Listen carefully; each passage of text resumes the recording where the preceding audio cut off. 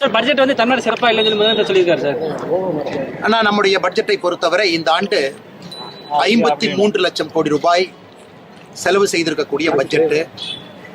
அதில் மிக முக்கியமாக உள்கட்டமைப்புக்கு மட்டுமே சுமார் 12 லட்சம் கோடி ரூபாய் இந்த பட்ஜெட்டில் நம்முடைய நிதி அமைச்சர் அவர்கள் இந்தியா முழுவதும் ஒதுக்கியிருக்கிறாங்க. தமிழ்நாடை பொறுத்தவரை அடுத்த கட்டம் செல்வதற்கு என்ன தேவையோ, ஹைஸ்பீட் ரயில் சென்னையிலிருந்து பெங்களூர், சென்னையிலிருந்து ஹைதராபாத்தாக இருக்கட்டும், 1 கோடி தென்னை விவசாயிகள் அந்த மரமெல்லாம், தென்னை மரமெல்லாம் அடுத்த கட்டம் செல்வதற்கு தேவையான நிதி உதவி 1 கோடி தென்னை மர விவசாயிகளுக்கு நிதி ஒதுக்கி இருக்கிறாங்க. கேஷ்யூ முந்திரி பருப்புக்கு ஒதுக்கி இருக்கிறாங்க.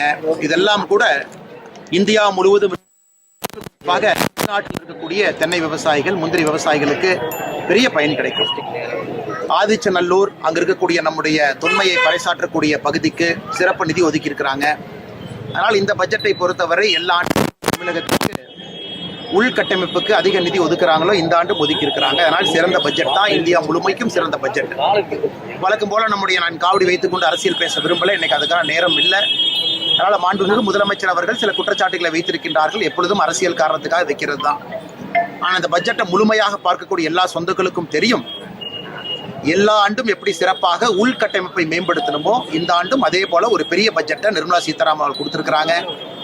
அதே போல வோக்கல் ஃபார் லோக்கல் என்கின்ற அடிப்படையில் நம்முடைய காஞ்சிபுரம், நம்முடைய நெசவாள பெருமக்களுக்கு மரியாதை செலுத்தும் வகையில் அம்மையார் நிர்மலா சீதாராமன் அவர்கள் இன்று உடுத்தியிருந்தக்கூடிய சீலையும் கூட, சாரியும் கூட காஞ்சிபுரத்தினுடைய சாரி. அதனால் நிச்சயமாக தமிழ்நாட்டிற்கு பட்ஜெட்டில் இருக்கட்டும், தமிழ்நாட்டினுடைய கடினமாக உழைக்கக்கூடிய நம்முடைய நெசவாள பெருமக்களுக்கு கௌரவப்படுத்தும் விதமாக இருக்கட்டும், எல்லாமே இந்த பட்ஜெட்ல இருக்கு. வந்து இன்னைக்கு ஏராளமான பத்துல வந்தாங்க, இன்னைக்கு மயக்கம் போட்டு விழுந்தாங்க, பஸ் வசதி இல்லைன்னு சொல்லி ஒரே இதா இருக்கு. கிரௌட் மேனேஜ்மெண்ட் சரியில்லைன்னு நினைக்கிறீங்களா சார்? ஆனால் போன ஆண்டு சொன்னதுதான் இந்த ஆண்டு நான் சொல்றேங்கண்ணா. இன்னைக்கு தைப்பூசத்தை பொறுத்தவரை கால் கடுக்கு எல்லாம் நடந்து வர்றாங்க. வருகின்ற பாதையில நானும் பார்த்துக்கிட்டே தான் நான் வர்றேன். கிட்டத்தட்ட நானும் 80 கிலோமீட்டர் வர்றேன். வருகின்ற பாதையில நானும் பார்த்து கொண்டே வருகின்றேன். போதிய வெளிச்சம், மக்கள் நடக்கிறதுக்கு கழிப்பறைகள், பெண்கள் நிறைய வர்றாங்க, குழந்தைகளுக்கு தண்ணீர் வசதி, அது வருகின்ற பாதையாக இருக்கட்டும். அதே போல பழனி கோவிலும் கூட அரசு கொஞ்சம் முறையாக கவனம் கொடுத்து அடுத்த கட்டம் எடுத்து செல்வதற்கு அரசு முக்கியத்துவம் கொடுக்கணும். ஆனால் நிச்சயமா பக்த கோடிகளுக்கு இவ்வளவு கூட்டம் வரக்கூடிய ஒரு கோவிலுக்கு, தமிழகத்தில் அதிக வருமானம் அரசுக்கு தரக்கூடிய ஒரு கோவிலுக்கு பக்தர்களுக்கு தேவையான அடிப்படை வசதி இல்லை என்பது உண்மைதான். அது கண்டிப்பா அதை இம்ப்ரூவ் பண்றதுக்கான அரசு நடவடிக்கை எடுப்பாங்கன்னு நம்புறோம். மாவட்ட கோரி நீங்க ஆர்ப்பாட்டம் வர்றீங்க, எந்த அளவுக்கு அரசுக்கு அழுத்தம் கொடுப்பீங்க சார்? ஆனா இது நம்முடைய முன்னாள் எங்களுடைய மாவட்ட தலைவர் பழனி கனகராஜ் அவர்கள் எங்களுடைய மூத்த தலைவர்கள்லாம் இருக்கிறாங்க. இது பல ஆண்டு காலமாக பாரதிய ஜனதா கட்சி வைக்கக்கூடிய ஒரு மிகப்பெரிய கோரிக்கை. பழனியை பொறுத்தவரை இந்த பகுதி ஒரு தனி மாவட்டமாக அமைக்கப்பட வேண்டும் என்று தொடர்ந்து அழுத்தம் கொடுத்துக்கிட்டே இருக்கிறோம்.